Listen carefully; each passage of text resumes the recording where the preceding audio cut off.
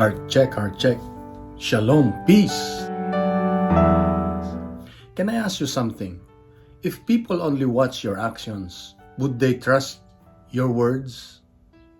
Because today, people don't need more promises. They need more people who mean what they say.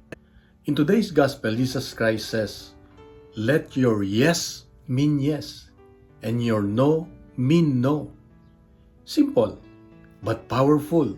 Jesus is teaching us integrity. Integridad. Don't say more than you intend to live. Don't promise just to impress. Because faith is not measured by beautiful words, but faithful actions. Honestly, this gospel challenged me. There were moments when I said, I'll pray, I'll change, I'll make time, but intentions alone don't transform life.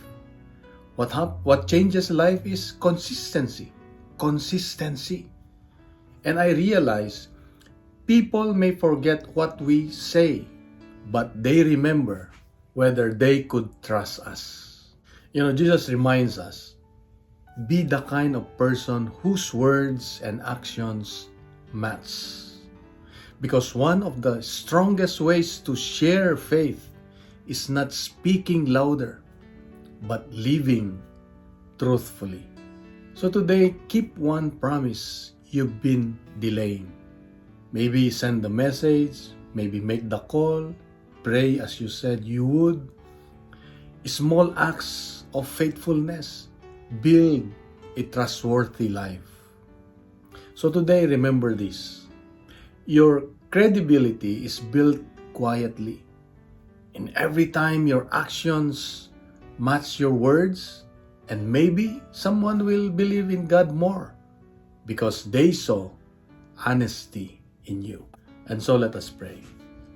Lord Jesus, teach me to live with honesty and integrity. May my words be true and my actions faithful. Help me become someone whose life reflects your truth. Amen. In the name of the Father, and of the Son, and of the Holy Spirit. Amen. May I request to please share this gospel reflection to your friends, to your relatives, to your community. Please leave your comments below. And let's fill social media with good news, not fake news, not bad news.